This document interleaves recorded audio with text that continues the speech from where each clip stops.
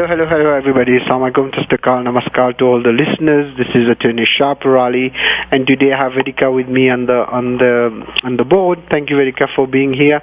And we are going to, of course, discuss about immigration law and immigration issues. And before I start, anything I'm telling you today is for educational purposes only. You should not act or refrain to act solely on the information provided. You should contact an attorney if you have any questions. So we're going to discuss about a few things. One thing I thought I discussed about it, but I didn't really discuss a lot, and I'm going to have a little bit more deep talk about it probably next week. This is a rule of inadmissibility based on public charge. As you know now, this is new amendment under the 212 INA that the United States now, if you are a public charge or potential to be a public charge, they have a right to deny you, basically deny you the rights to get your adjustment of status or getting your green card. So they are really kind of going. There's a long list that they are kind of putting together, including temporary assistance. Assistance from tribes, housing, Medicaid, even Medicaid is in there, additional considerations, Medicare, and tax credits. A lot of things are going to be coming up. I'm going to try to put something special on that. I just wanted to mention it today. I didn't really put a lot of time on it, but I'm going to write an article and probably put a video on our YouTube channel, youtube.com/Shah Peerally Law. And this is going to be very important because what they're going to do, they're going to use that to deny people their green cards for adjustment of status or even things like that. If you have used any of those assistance, it will become an issue now. And we used to say, hey, no, it's okay, you're going to be fine, but now seems that things are going to be a little bit heating up when it comes to filing for your adjustment of status. So now, if you're filing for a family member, I highly recommend that you have an attorney file it for you to make sure everything is covered. And of course, now pretty much everything that you file to immigration is good to have an attorney. And when I mean an attorney, a real attorney, not some notarios or things like that. They are not real attorneys, so be careful on those. So if you need help on any of those cases, call us at the office, 510-742-5887. 510-742-5887. And if you have any questions, I think the number to the studio today is 657-1170. 510-657-1170. And this is the studio line. You can call if you have any question. Doesn't have to be based on what I just talked about. You can ask for any question on H1B, I-140, labor certification, adjustment of status, marriage petition, asylum, you name it. If I can answer, I'll be glad to answer you. So again, this is attorney Shah Peerally, and we are here for the Shah Peerally Law Show, and we're talking a little bit. We started with that big issue that now is bothering a lot of people, is this inadmissibility based on certain public charge. And you're going to see that getting effective on October 12th. But at the same time, I'm pretty sure, I think already there will be a bunch of lawsuit that is going to start on this. Let's see how this unfolds. I'm hoping that we will be able to block it. But again, another bad news for immigration, of course, and it is getting really, really hard out there. So if you have any questions, feel free to call the studio, 510-657-1170, 510-657-1170. And again, today I have with me Vedika on the board. Thank you, Vedika, for being here. And we're going to discuss about few, as we go, different issues. And if you have your questions, feel free to reach out. And of course, if you want a private consultation, the number to the office, 510-742-5887. 510-742-5887. The number to the studio, 510-657-1170. 510-657-1170. Now we're going to discuss about some issues because everybody kind of tell me, hey, I always discuss mostly about employment based.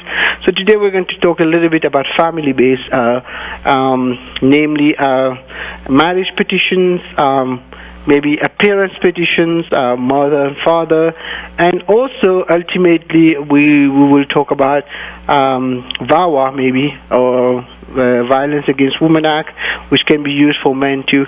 I think we have one caller. Let me take the caller very. We'll continue. This is Shah Peerally. You're live on air. Hi, Mr. Shah. Thanks for taking my call. Hello. Hi, can you hear me? Hello. Yes, I can hear you, sir. Go ahead. Yeah, thanks for taking my call. I had a quick question about visitor visa. My parents were here last year in November for about 5 months, and they're planning to visit again this year in November. So would there be any issues because the time difference is about 6 months between their two visits? Yeah, the problem with the visitor visa, there's no way to tell. Usually, above 6 months, it's not really a problem. So it's not there's no way to tell yes or no. However, if there are good reasons for them to travel, it should be no problem. From my experience, most of the time, it's not a problem. But yes, I've seen situations where they are asked heavily at the border, hey, why are you coming? You just came, why do you come again? But for example, let's say one time they came to come for a graduation, next time they're coming for a wedding, so there are good reasons to do that. But if they get the impression they're coming to work or things like that, then it becomes a problem. But usually for elder people, it's not a problem. Okay? Okay. So if they're able to provide a good reason, then that should be okay. Well, a good, genuine reason, yes, definitely. It makes more sense. All right. Sounds good. Thank you so much for the information. Good luck to you. Good luck to you. Thank you. This is a very good question. The caller asked is from visitor visa. Do you have a timeline you can come back? To repeat that, the question was, they just came with 6 months ago on a visitor visa. Can they come again? The answer is yes. There's no frequency that they set. However, there are issues that you might want to avoid. If you're just coming and they feel like you're coming to work or do something else, then it's a problem. Let me take another call. This is Shah Peerally. You're live on air. Hello. Hey, Shah Peerally. This is Mayur from San Jose. So I have a quick Mayur. question. How are you? I have a question related to visa stamping. My current stamp is with previous employer, which is expired in February this year. And I'm going to India this December. So, is it eligible for Dropbox? So you have a stamping for an L2 visa. What visa do you have? H1B. H1B. Okay. I heard L2. If you're changing employer, usually no, it won't be a Dropbox. They will probably call you for an interview. If it is the same employer who you're just doing an extension, then yes, you're usually usable. But you will only know that when you apply. But from my experience, no, you probably will be called for an interview. There's no Dropbox in this one because you're changing employer. You said, right? You change employer, right? Hello? Yeah, can you hear me? I think I lost the caller.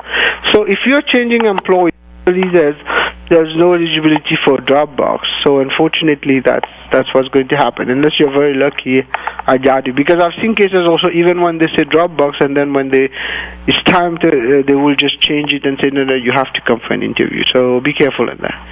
So let me take another caller. I think we have another caller. This is Shah Peerally. You're live on air?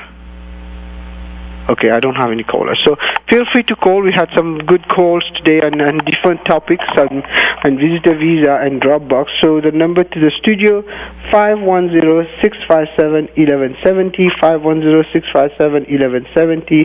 And I'm pretty sure Vedika will be glad to actually help you and pass you through to the board. So feel free to call. And if you want a private consultation, the number to our office, 510-742-5655, 5887. 510-742-5887. And the number to the studio today, 510-657-1170. 510-657-1170. Now let us talk a little bit about the family petitions. Oh, we have another caller. This is Shah Peerally here. Hello. Hello. Hi. Yes, go ahead. Okay, so I have a question about the public charge. So I became a green card holder in 2009, and I got my son here to U.S. on a follow-to-join benefit in 2016, and he had cerebral palsy, and he's admitted. Now he is a citizen as well. So and he's turning in about 20 days. He's turning 18, and he probably would be eligible for SSI income as well because of his disability. So my question is, he's already a citizen. He came here on a green card, and he is probably using some public benefits. So I want to see how this, I want to find out how this new amendment is going to affect my son. Well, it's not going to affect him. This is not for citizens. These are people who are filing for green cards. So he's already a citizen, so he doesn't get affected. So it's not going to affect me, correct? Yeah, he's already a citizen, so it's only for people who are filing for a green card. Okay, thank you. So he's okay, Good luck to you. Yeah, thank you so much. This is a good question too. Once you become a citizen, then this rule doesn't apply because this is done to prevent people from getting green card. But having said that, they cannot backdate the law because that will be ex post facto, which is kind of illegal and unconstitutional, etc. But from going forward, yes, they can give you a hard time. So be careful on that.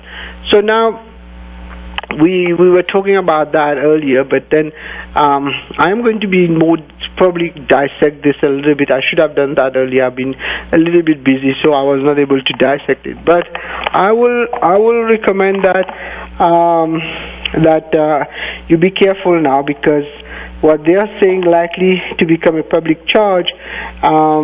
They will even put people in removability or deportability when it comes to those. So we have to wait and see. Hopefully, there will be actually some kind of lawsuits. Well, there are already some lawsuits, hopefully, which will block that. But this thing is getting really unfortunate right now. We have another caller, right, Vedika? This is Shah Peerally. Hello. Hello. Hello. Are you able to hear me? Go ahead. Hi. Hi. So I got a citizen interview for my mom next week, and she does not understand English very much. But when I filled the N400 form, I put myself as interpreter. So in the interview, will they allow me to come with her, or how does that work out? Because certain questions she won't be able to understand. She can answer, but understanding is a problem. They used to allow that, and then is she going for citizenship interview? Yes. Yeah. On what basis are you filing citizenship? Are you filing with she's more than 10 years of green card, etc.? Yeah, 10 years. Yeah, 10 years on green card. Yes. So okay, she can take it. I would recommend you bring someone else and hire someone who can translate, because they might not let you in because you're related. Otherwise, what they will do, they will get one of those translators on the phone. But those translators, oftentimes, they make mistakes, so you have to be careful. So usually, I don't recommend you going because they might not let you in. They might not let you in as translator because you're directly related to her. But I've gone to a lot of those interviews where they do allow, but that was back in the days where they were a lot more lenient. So just to be on the safe side, I would recommend you bring a third party with you who can translate, or you let them find their own and they will do it on their phone, translator on the phone. Okay. But even though I put myself as the interpreter in the translator in the form and phone it also, I put myself, even though they won't allow me? Yeah, because the problem is that you're self-serving, right? You're his son, so you might translate in her favor. So they don't like that. So they want someone who's independent, right? But it all depends. Sometimes you get officers who are nice, they will let it in. But most of the time they don't when it comes to close family. Okay. Okay, so be ready, have someone else with you, just in case, maybe a friend or someone who can come and translate. And just in case they need her, then they will call her. Otherwise, I mean, they need him or her, they will call her. Otherwise, they will let you in. It depends on the officer, but most of the time they don't allow people who are directly related. Okay. Okay. Okay. Thanks, sir. Thank you. Okay. Thank you. Good luck to you. Okay. Let me take another caller. This is Shah Peerally. You're live in here. Hello. Okay, I think we don't have any caller, right, Vidika? So feel free to call if you want to call 510-657-1170. 510-657-1170.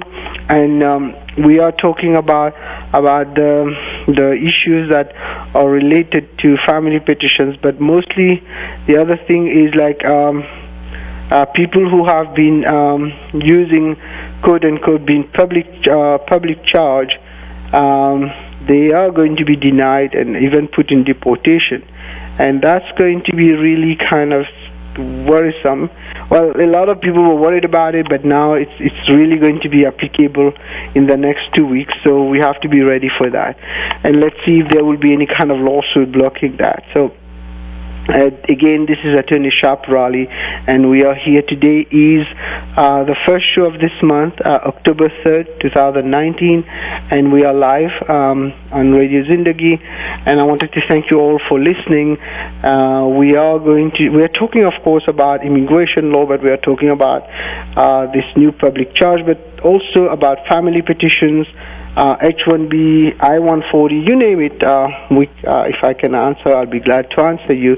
I wanted to congratulate the team for getting a bunch of approvals on H1Bs, and we have worked on some difficult RFEs lately. Some cases myself, I was not sure we were going to get approval, but I wanted to thank the team and for doing an excellent job with working with in collaboration together and making it happen. And also congratulations to our Washington DC team on some nice EB1 and national interest waiver approvals. Just to let you know, things are getting really difficult when it comes to this EB1 now. We need to kind of reinvent ourselves, but luckily we are able to do that. So feel free to reach out if you want to file an EB1 or a national interest waiver. We'll be glad to help you. So now let us talk a little bit about issues regarding, and again the lines are still open, by the way, Vedika. 510-657-1170. 510-657-1170, and this is Attorney Shah Peerally. We were talking, of course, about the issue of being a public charge, but also we're talking about some difficulties that now people are faced with their petitions, filing family petitions. So feel free to reach out to us if you need help filing for your parents or filing for any kind of case when it comes to even an extension on B1, B2, change of status to H4, from H1 to H4, from H4 to H1, we'll be glad to help you. Just to let you know, from H4 to H1, you get what we call you can do premium, but not the other way around. Let me take another caller. This is Shah Peerally. You're live in air. Hello. Hi, Shah Peerally. Good morning. This is Karthik. Hi, Kasif. This question is for my cousin. He works in Chicago for Capgemini, but he works for the bank through Capgemini. So his H1 got picked, and then he got like 4 RFCs, like 4 different questions in one RFC, asking for employer-employee relationship, maintenance of status during CPT, specialty occupation, and these 3 were the main things, and then the control of employee by employer, something related to this. So is it normal to get these many questions in single RFE, and what's the chance of approval? It is very normal right now. I will take your call. It is very normal because they just dump the kitchen sink at you. These are the main questions: specialty occupation, employer-employee relationship, and then also the using of CPT, multi-same level education CPT, and the fourth one I think I forgot which one. But all the questions you just asked are becoming so common now. It's pretty much coming on any case. You're getting like at least one question? of them or two of them. Can you hear me? Yeah, I'm able to hear you. Thanks, Shah. Yeah, please go ahead. Yeah, so I'm saying is that unfortunately everybody is getting it, but if you need help answering them and your lawyers or you are not able to answer, give us a call. I'll be glad to handle it for you, because these are general. It's just a matter of doing it properly and you will get an approval. Of course, you have to have the answer for it. Yes. Yeah. Thanks for taking the call. Bye. No problem. 510-742-5887. The website attorneyonair.com. Attorneyonair.com. I think we have another caller. This is Shah Peerally, you're live on air. Hello. Yes, hello. So I'm a U.S. citizen. I applied for my mom's green card while she was visiting here on a visitor visa, and since I have her I-130 approved, but she has returned to India. So I wanted to know, what is the next step? Would it be okay if she can travel back to the U.S. and I can apply for her I-1485 while she is in the country? Or she should not travel now and I should apply for the 485 and get it processed through the U.S. Embassy in Delhi? Very good question. First of all, if she was already here and you apply for the adjustment of status, I'll say go for it. But the fact that you're planning to bring her on a visitor visa and file for it can be construed as fraud. So you have to be very careful. Number one, if she's already here, like I said, you file it, it is okay. But bringing her on a visitor visa, then do a change adjustment of status is not recommended, because they might say that she abused her visitor visa and committed fraud. Although there are many people who do that and they still get it, it's just a matter of their discretion, and if they bring that up, you will have an issue. Now, the second problem is that if she comes on a visitor visa and they know she has an I-1430 filed, in her case, they might return her from the airport and put what we call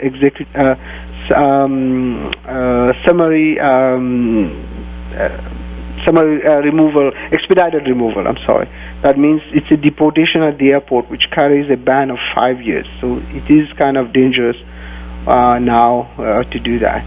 The safest route is just to file her green card and ask the case to be processed by the National Visa Center. Let it be processed. It takes like 8 months to 1 year. She'll come directly with a green card. That's the best solution. Okay? Hello? Yeah. Okay, I think. Let me take another call over. The client is This is Shah Peerally, you're live on air. Good morning, Mr. Shah Peerally. Thanks for taking my call today, and thanks for your very useful insights. My question is related to visitor visa for my parents who are in the U.S. right now. If I would like to extend their visitor visa, what would be the process? Your parents are here, you want to extend their visitor visa, that's what you mean? Yes. Yeah, so all you have to do, just make sure it's filed quickly though, before this one expires. You file what we call the Form I-539 and the I-539A. What it will do is, it will do an extension for her. Just to let you know, if you file an extension, the extension gets approved, because how much time is left on the present I-94 right now? They have the 10-year visa, but the I-94, I think they got the 6 months, which expires in December. Okay, December. So if you file maybe next month or so, let's say you file next month, the case will still be pending by December, before and they won't get an answer probably by December if you file next month. If you file now, you might get it. But let's say you don't get an answer and you reach end of January, they will be eligible to continue staying because they will have what we call a period of authorized stay because you have a pending extension. However, if the case gets denied, it becomes a problem.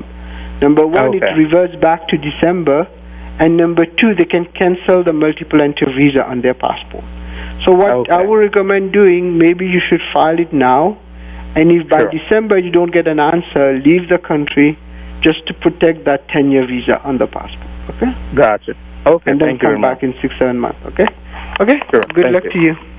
Thank you. And if you need help, give us a call, 510-742-5887. I think we have another caller. Right? This is Shah Peerally. You're live on air. Hello. Hi. Good morning, Shah Peerally. Thanks for taking my call. You're welcome, sir. I have a question on EB2 to EB3, basically amendment with current employer on I-140. So my date is current in EB3 right now in the filing chart. So I want to actually pursue the option of downgrading it to EB3 and get an EAD. So is that possible, like with the current employer? Yeah, it is possible, except you already have the I-140 approved, right, and EB2? Yeah. Yeah, it is possible, but the problem is I have never done it personally. I know it is possible. I've never tried it because nobody has dared to try it. But you can go ahead, file it, but until it gets approved, you cannot file the adjustment of status. So you can go ahead and try it and find a lawyer who is familiar with it to do it. I personally have not done one because most of the time my clients don't want to take chances. So, yeah, it is possible, except I cannot give you any practical answer on this because I have never done one. Okay, got it. Yeah, just one more, like if that doesn't go through, the amendment, whatever, like the original I-140 will stay intact, right? Or Yes. Technically, yeah, the EB2 will still be there. No problem. Okay. Awesome. Okay. Thank you so much. Good luck to you. You're welcome. I think we have another caller, right? This is Shah Peerally, live on air. Hello, I think I lost the caller. I'm so sorry. Everybody just call at the same time and just load up, and then I'm not able to take you. I apologize for that. Feel free to call again, 510-657-1170, 510-657-1170, and I think we are left with 20 minutes or something like that. Please let me know. And again, this is Attorney Shah Peerally from the Shah Peerally Law Group. We handle immigration law, debt settlement, and if you need any help with your H1B visa, L1 visa, EB1, especially national interest waivers, where you don't need an employer to get a green card, let us help you. And feel free to check our website, attorneyonair.com, attorneyonair.com, and please also, if you need any help with anything related to immigration, you can reach out to us, 510-742-5887, 510-742-5887. I think we have another caller, right? This is Shah Peerally. You'll have an... Hello. Hello, Attorney Shah Peerally. Thank you so much for taking my call. So my question here is, I've applied for GC renewal, and so it's still in process or in pending. So I'm planning to apply for the citizenship. So is it okay to apply while my for citizenship while GC renewal is in pending, or do I have to wait for it to? No, you can file it, but usually what I recommend to people, just file straight the citizenship, never file it. But since you already did that, that's fine. Only thing is that what happens is that sometimes it gets a little bit delayed because of that, because the file is in two places. But now with electronic stuff, so they don't really, it doesn't really create that kind of issue. Back in the days, I remember when everything was done on paper, the file is one place, then you file another place, they get confused. But in this case, you're fine. Just go ahead, file your citizenship, and if you need help filing it, just give us a call. We'll help you file it, okay? Thank you. We'll do that. Thank you so much. Okay. 510-742-5887. I think we have another, right? This is Shah Peerally. You're live on air. Hey, Shah, this is Kishore. I have a question regarding H4 EAD. So, currently, I have my 140 approved a couple of years ago. but I haven't applied for my spouse EAD so far. So I wanted to apply for my spouse EAD, but at the same time we are actually applying for our extension as well, H1B extension. So just wanted to know, like, I mean, will I be able to apply H4 along with EAD now? Okay, so let me get it right. You have H1, you're filing for an H1B extension, and you want to file for H4 and H4 EAD for your wife, right? Yeah, correct. I mean, I want to file for H4 extension as well as H4 EAD. So far, we did not. So when you file the H1B, file all together. File the H1B, the H4, and H4 EAD. Just to let you know, if you file the H1B and the premium, that doesn't mean the H4 and the H4 EAD will be on premium, right? A lot of people kind of think it goes together. No, it doesn't.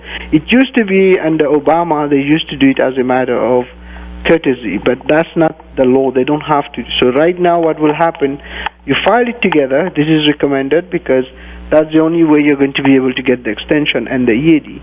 You file all of them together, and then you get your H1B, and then you wait on the H4 and H4 EAD. That's all. Okay? So the other question I have is, like I recently I heard that H4 extension is getting delayed hugely.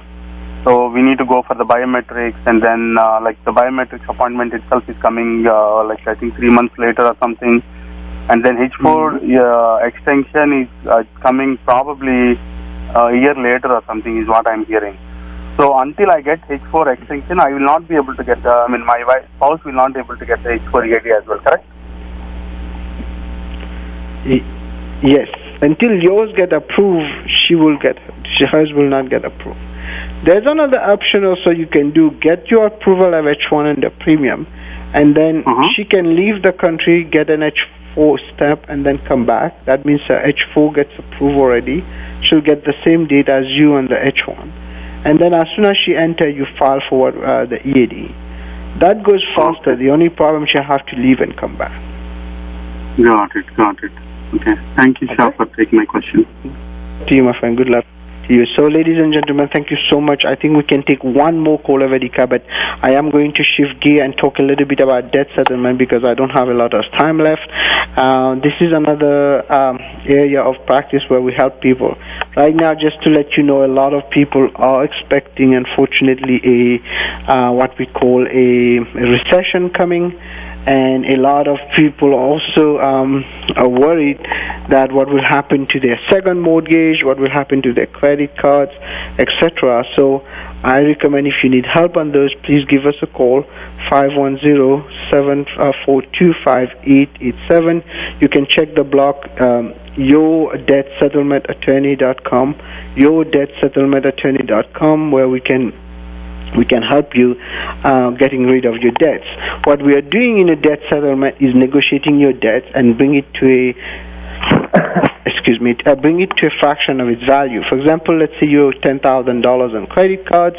We might be able to reduce it maybe to $5,000 or maybe $2,000, and the rest they will forgive you. This is not debt consolidation, by the way. Debt consolidation is a totally different thing. A debt consolidation is basically when they put all the debt together and then they make you do one payment. What we're doing here has nothing to do with that. So it's a very different ball game. So feel free to reach out to us if you need any help. The number is 510-742-5887, 510-742-5887. And again, the studio lines are open, Vedika. This is Attorney Shah Peerally for the Shah Peerally Law Show. Today is October 3rd, 2019. We're almost done with the year. It's going so fast. I still remember it was beginning of the year and we're already on the 10th month. So many things has happened this year, good and bad, and fortunately mostly bad. And luckily, we still have good news. We're getting a lot of EB1 approved, and if you need help on EB1 or anything immigration, feel free to reach out, 510-742-5887, 510-742-5887. And we had some very, very interesting questions today, a huge variety of questions. I wanted to mention to people also that right now, if you're planning to travel for stamping, make sure you have all your documents ready. You don't want to be facing suddenly some kind of a misunderstanding and you get stuck.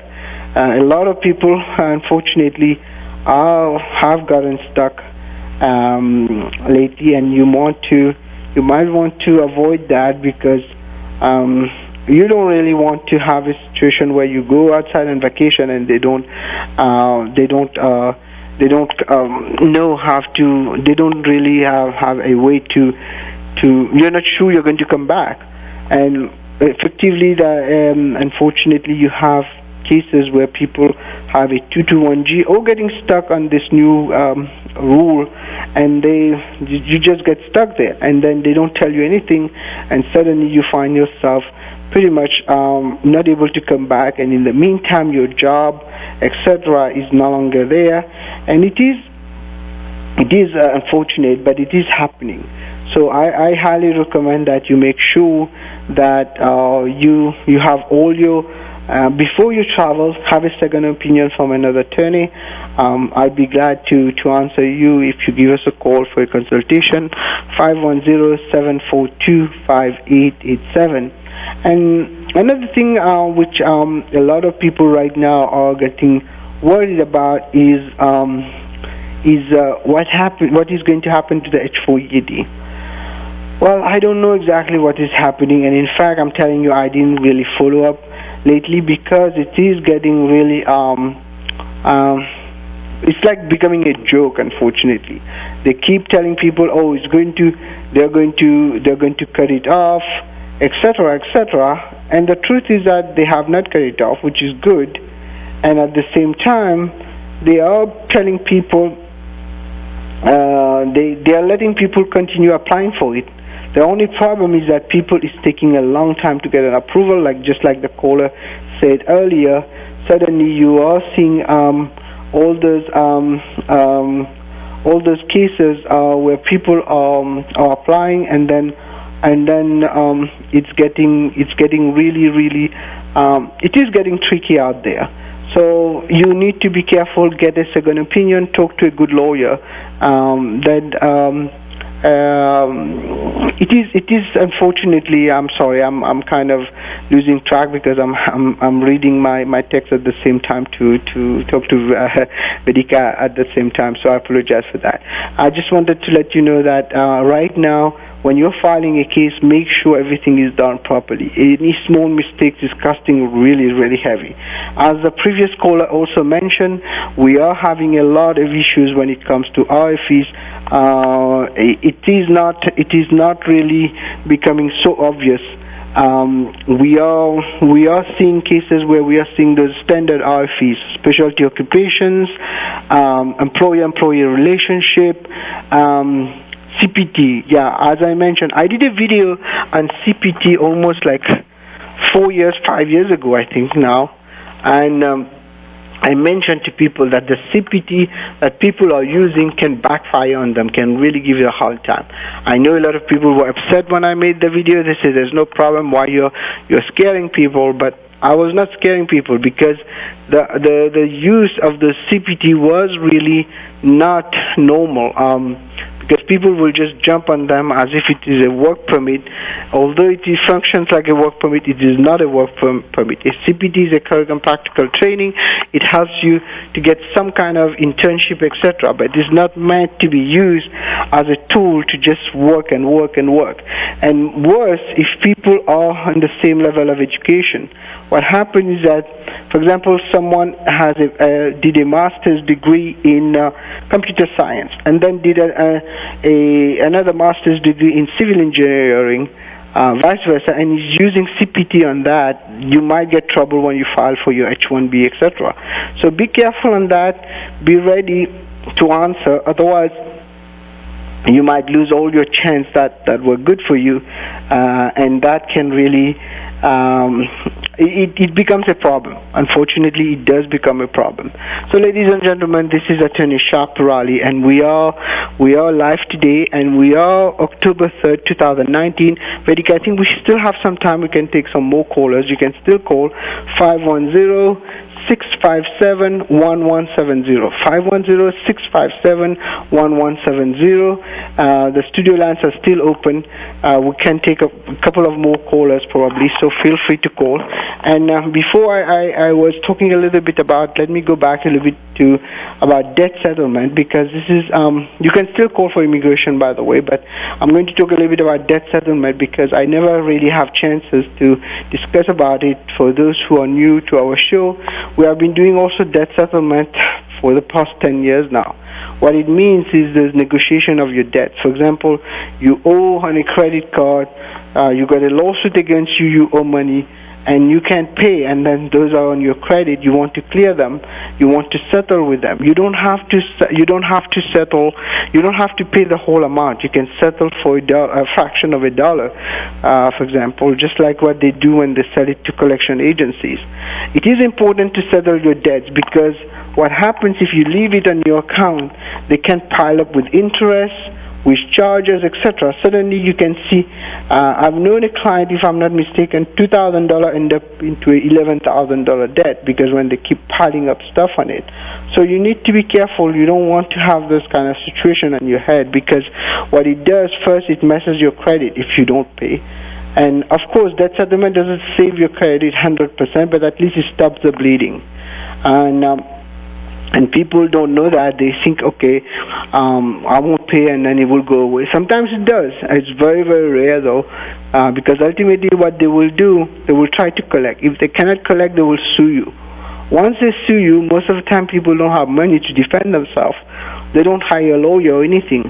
What happens next, you get what we call a judgment by default. What is a judgment by default is that you didn't show up and then they pretty much already won against you, and then they pile up a lot of fees on that, including attorney fees, this fee and that fee. So a small debt can end up becoming like 5 times, 6 times its value. And what happens next, once they win a judgment, they can also file for a writ and basically garnish your paycheck, put a lien on your property, or even try to put a lien on your property, garnish your paycheck, and then even levy your bank account. So what it does, it pretty much gives them the access to your personal stuff, and they will take a piece of that. And you don't want that. You might want to try to avoid that. So it is important that you deal with it. Don't just try to run away from it unless you don't have a choice. What a debt settlement does, we pay them some of the money, and then we get rid of the debt, and you are done with it. They won't be able to come back if they settle with you because whatever they settle, the debt changes its value. However, it will show settlement in your credit report, which in fact down the road will let you repair your credit in this way because you already paid that. So it is important that you check your credit because in America, nothing really works if you don't have credit. You can't even get a house to rent if you don't have okay credit. So it is important that you actually try to get your things together and make sure that you pay your debts. If not, if you want to negotiate them, give us a call. We'll be glad to help you. I think we have one caller, right? This is Shah Peerally, you're live in here? Oh, no, it's not. It's not. I'm sorry for that. So, ladies and gentlemen, if you need help, feel free to reach our office, 510-742-5887.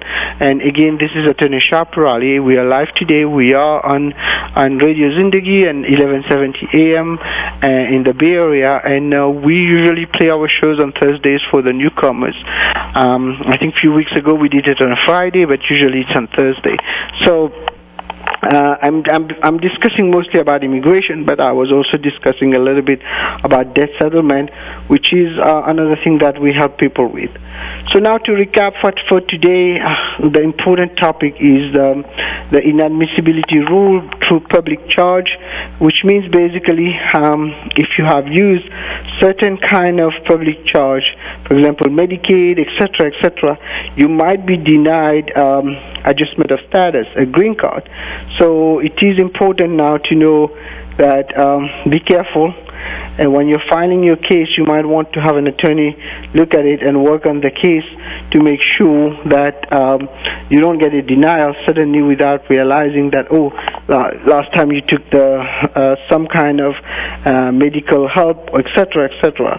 And unfortunately, this is becoming a big thing because many people actually, when they come to America, they don't realize they take this and that, they use this and that, and they don't even know that these kind of things can end up by hurting them. So I recommend that if you need any help when it comes to those issues, or at least a consultation, feel free to reach out to us, 510-742-5887, 510-742-5887. The website to check, attorneyonair.com, attorneyonair.com, or just peerallylaw.com, peerallylaw.com. And I wanted to let people know that we can help you on also employment-based immigration. We have some very, very high success rate when it comes to EB1, National Interest Waiver. Please check our YouTube channel, youtube.com/Shah Peerally Law, SHAHPEERALLYLAW, Shah Peerally Law. It's a YouTube channel, but the website is Peerally Law, or attorneyonair.com, attorneyonair.com. And today, of course, we are discussing about all the issues regarding immigration. We were talking about the public charge. We also talked a little bit about for our callers, filing an adjustment of status from B1, B2 visa, visitor visa. And this is very common. Unfortunately, a lot of people don't realize it. You come and you use a visitor visa, although it is allowed, you can suddenly be faced with what we call fraud on the visitor visa. I think we have few more minutes to go, right, Vedika? So I'll talk a little bit about some of the late situation we are seeing for what I was talking about H4 EAD earlier before we had the caller, and I kind of got cut off. So I'm going to talk a little bit about that.